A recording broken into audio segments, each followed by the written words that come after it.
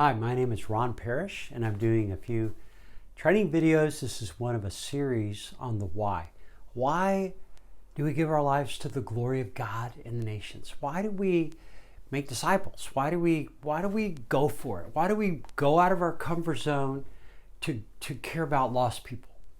And I want to ask this question specifically with the context that I'm in, and that's why would someone like myself and my wife spend years in a place called Indonesia? And I want to start off though with the reality that there's this pull to come back to America. Every cross-cultural worker, wherever they're at in the world, even if they're in a cushy place like Europe or South Africa or whatever, Switzerland, whatever, what's pulling us back to our home culture? And more importantly, how do we overcome it? What motivates us to go for it for the long haul? Now, let me just, reality check. I've witnessed many young leaders get all fired up at World Mandate. I'm going for the nations, and hot tears coming down their cheeks. I'm going for the nations, and they're super fired up, but there's this filtering process to where you may have one World Mandate, 500 that are down saying I'm going for it, but at some point maybe 50 of those actually start the application process or go through a D school to go to the nations or whatever. And then when people get on the field, not that many stay that long, honestly. The average tenure for a Antioch field worker a while back, and I think that's changing, was like 3.5 years. Well, quite honestly, and please know my heart here, I'm not judging why people go back. God knows. And years ago I learned that, because why? At the end of 9 years, 1992, we didn't go back to Indonesia after 9 years there, because one thing, we lost our visa, but God redirected us. And so we were pastors in America for 20 years. And so I'm not judging anyone, but I'm just telling you a fact that very few cross-cultural workers have very much fruit until, year 7 and beyond. And so if the average tenure is 3.5, 4, 5 years, and you think I've done my missions deal, honestly, the fruit is not that significant.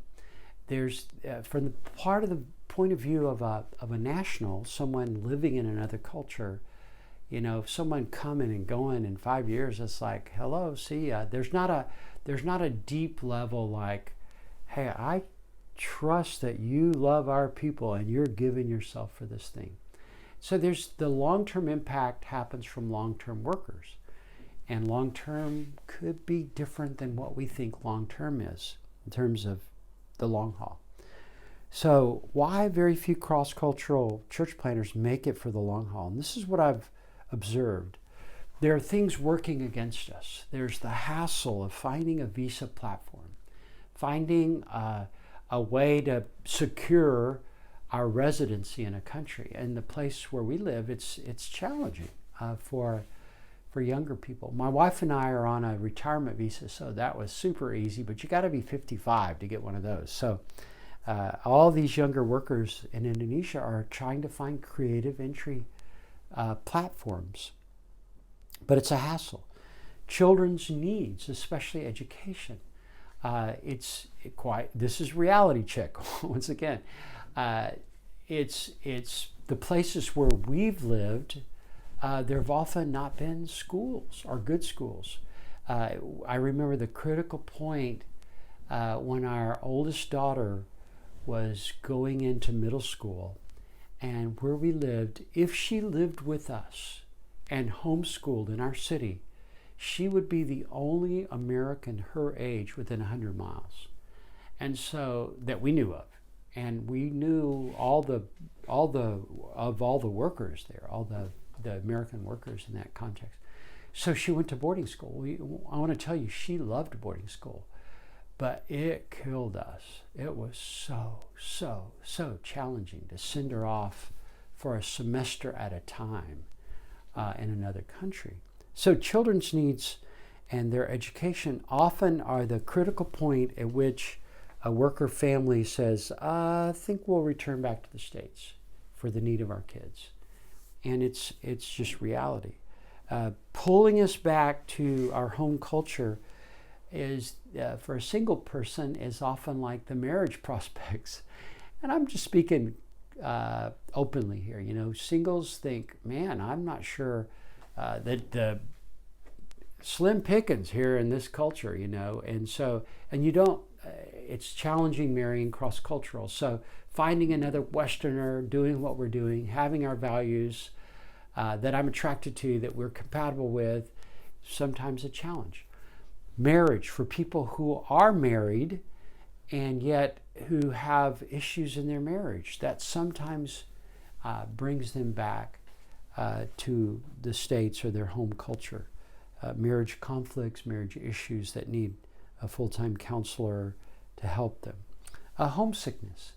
When we first moved to Indonesia, I was super excited. We landed there in 1983, and I remember being picked up at the airport and being driven to the home of the missionary who was hosting us in Jakarta.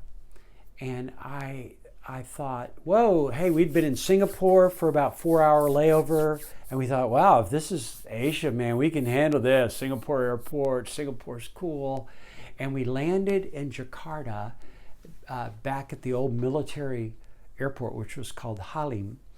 And there we got off the airplane on the tarmac. It was so hot.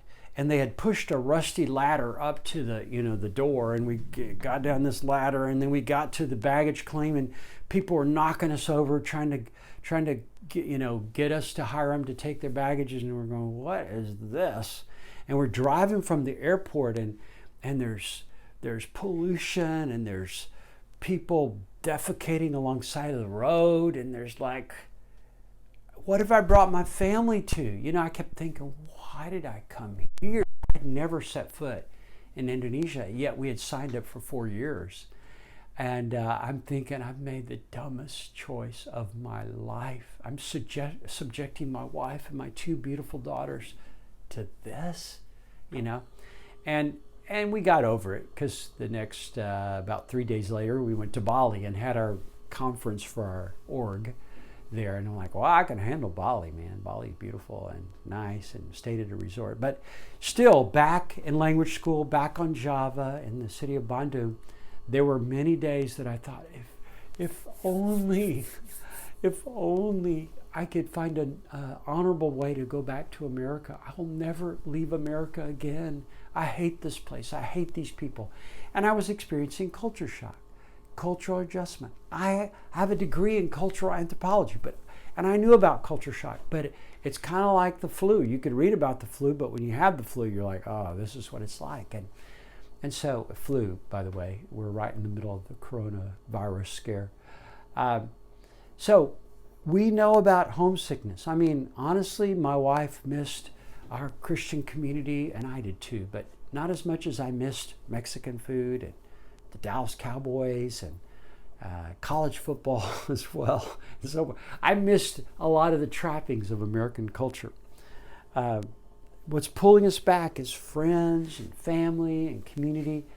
And all of us, very few of us living cross-cultural, will find a church that is as dynamic as, say, an Antioch church back here in America, or as our home church, which the atmosphere of worship was amazing, the preaching was amazing. And in comparison to the churches that we visited and spoke at in Indonesia, it's like there was no comparison to the quality of what we had known back in America. Pulling us back was physical, our emotional health. Sometimes there are lots of physical things that develop. You go, I need to be back in America to get the proper treatment.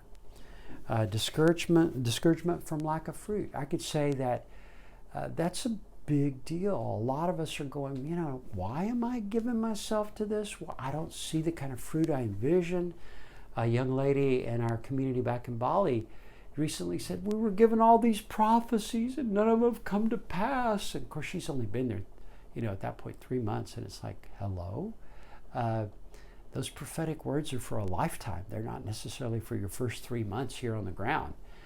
There's, just discouragement, very common. One of the things pulling us back is language and culture acquisition. The process is really hard. I mean, it could be delightful, and it was delightful for us. And I think we became adjusted and fluent, but it took time. It took at least 18 months to 2 years before we were like, this is home. I love this place. And it took 3 to 4 years before we planted our first church and we saw disciples and Muslim background believers come into faith. And man, we began to be super comfortable and excited and fruitful in that context. And only at that point that we began to look at America like, well, it's a nice place to visit, but this is my home. This is where I'm most comfortable. That's like going to Disneyland. I go to America. That sounds so exciting, but I don't want to live there. I want to live here. This is my home. So that all's pulling us back, as it were. I didn't mention team conflict. Sometimes they're relational conflicts of the team that you go, man, I wouldn't choose to work with these people. We got thrown into this mix here, and I don't like them, and so all kinds of things pulling us back, all kinds of reasons. There's probably 100 other reasons. I want to just pause this video right now and get you in a group of 2 or 3 other people to discuss. What do you think from your experience or your worker friends, people that you've prayed for and supported over the years, what do you think is pulling them back besides this list that I've given you to their home culture?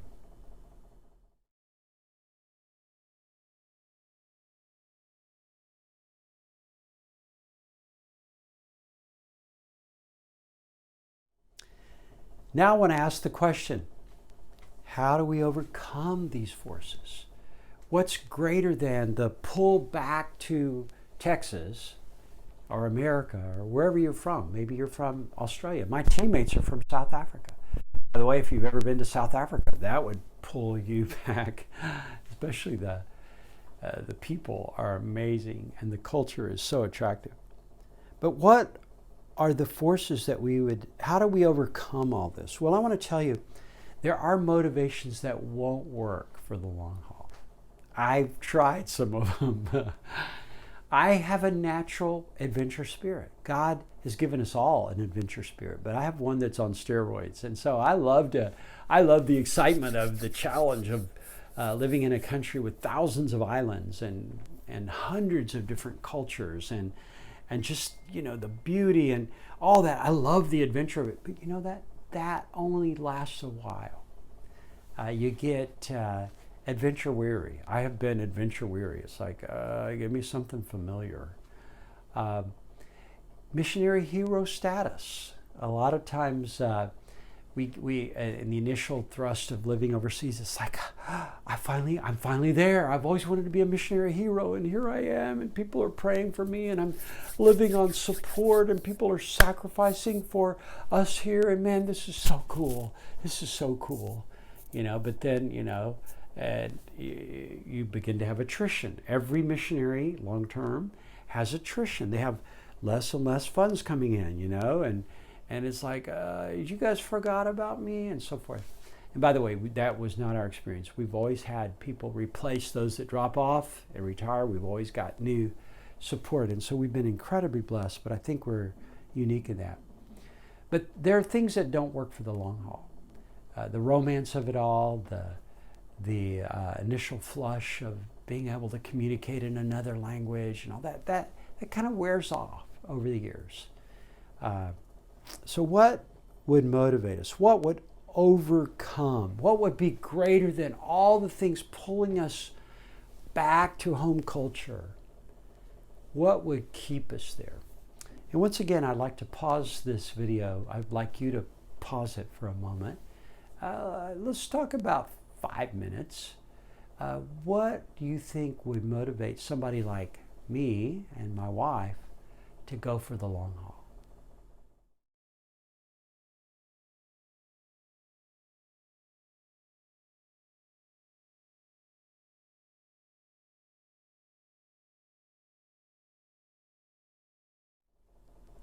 So now I want to talk about what sustains a long-term tenacity. I would love to hear your answers.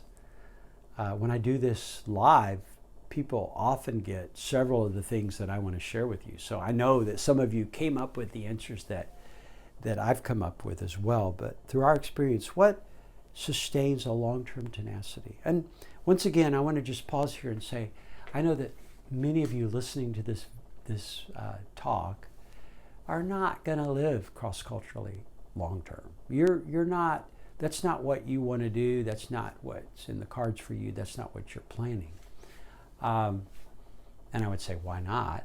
But if you end up, working at Starbucks for the next decade or two, or if you end up working as an engineer or a doctor, or you raise a family in America, I would ask you what would keep you long-term tenacity in the game, in this game of making disciples, passionately following Jesus, passionately going for it, reaching lost people and reaching out.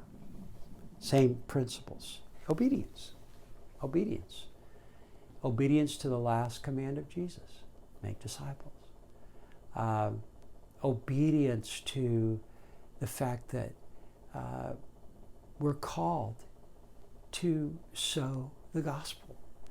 And there's a joy in sowing and there's a joy in reaping, but we don't determine what we reap, we determine what we sow. So we sow. We sow kindness, we sow generosity, we sow intercessory prayer, we sow the gospel, we sow our story, our story of faith. We sow prayers, literally on the spot, praying for the sick, knowing God's heart for the lost.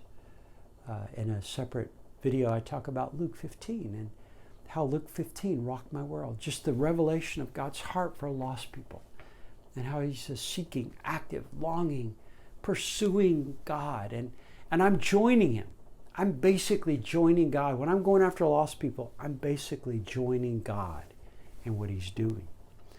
So many times in Indonesia over the years, I've re-upped on my commitment because of God's heart for lost people. I remember the very second year we were in Indonesia over Eid, or we call it Idul Fitri there, where it's the breaking of the fast, the end of the month, where they eat together, but they go and worship at the mosque. But in Indonesia, I don't know about the rest of the Muslim world, there's no way the mosque could hold the population of Muslims. And so you've got tennis courts, and you've got soccer fields, and you've got open spaces. I mean, we lived on an island the size of Tennessee with 140 million people, the island of Java. And so there's not a lot of open spaces, but any open space was crowded with Muslims, wearing white, the men all sitting in one section, the women in the back. And I remember going out the very second Ramadan that I was in Indonesia, and it was back in the day when we had our first video camera, and it was humongous. It was like my friend Al carried the camera for me, and I was kind of the moderator, and I was having him point at this field of Muslims right near our house, and there were hundreds, maybe thousands of Muslims out there, and they were praying, and I was saying, this is what we experience here on the day of breaking of the fast, and I'm just talking, and I'm looking around, and the Spirit of God is just coming on me. I'm just like broken over these lost people.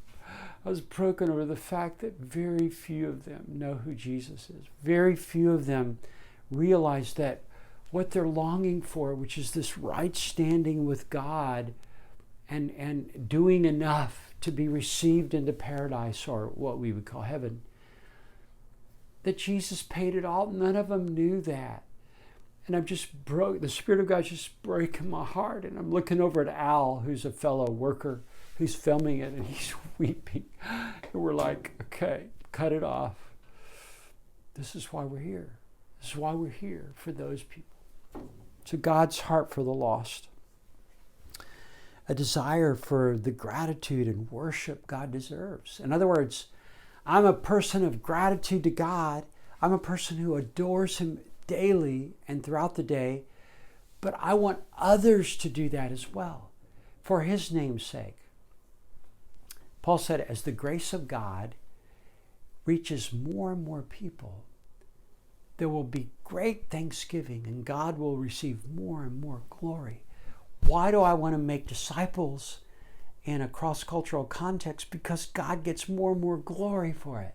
What's the fuel to my fire is God's fame, God's reputation.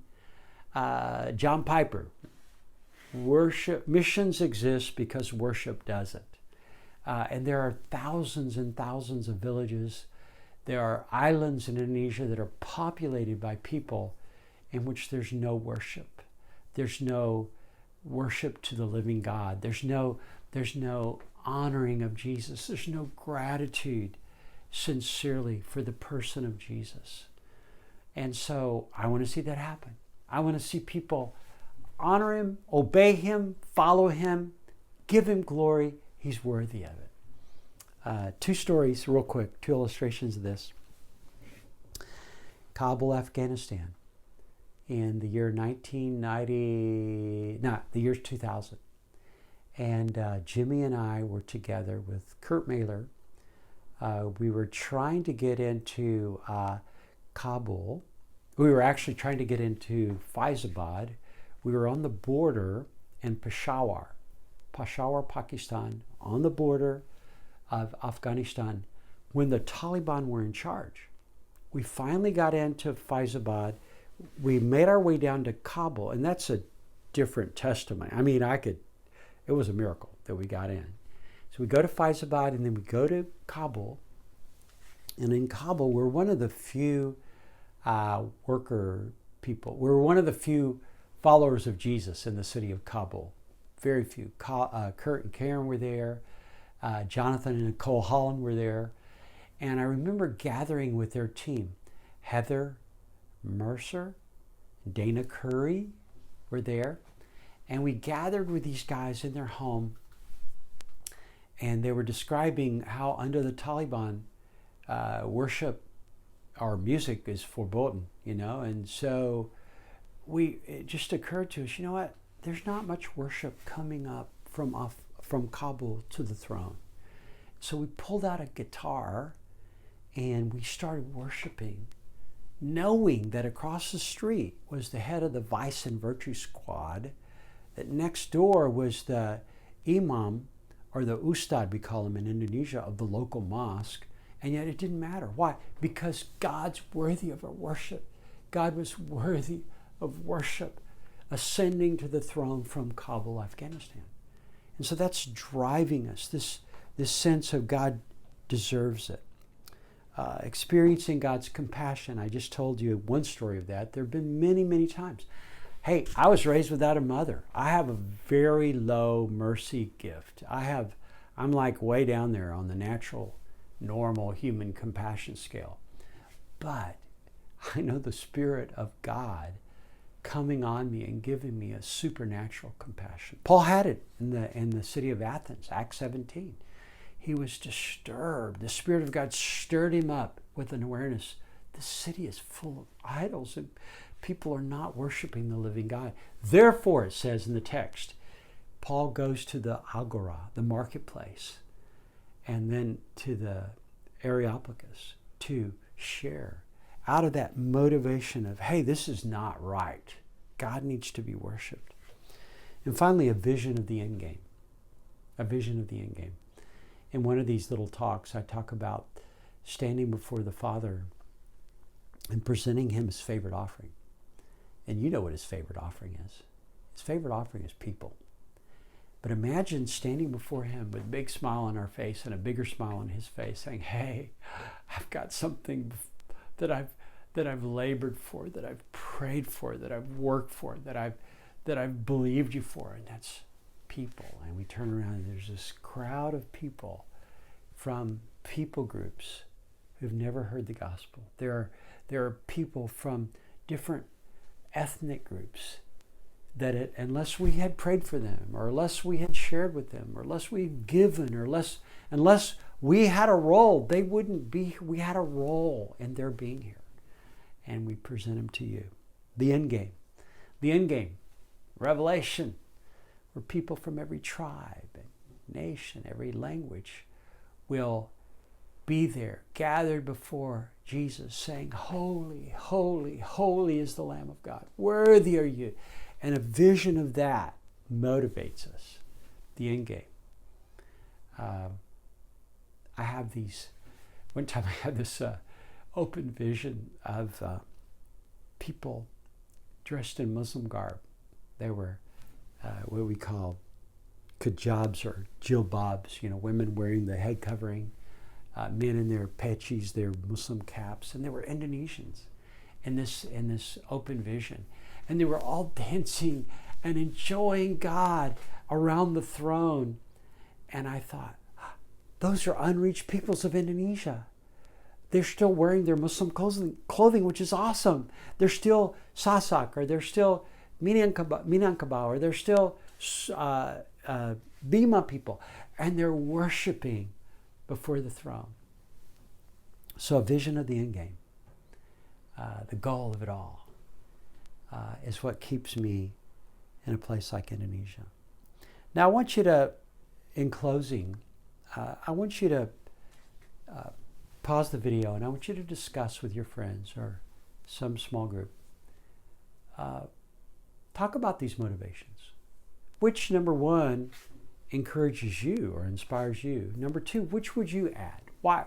Why would you see, what would you see sustaining a long-term passion to go for it and making disciples? God bless you.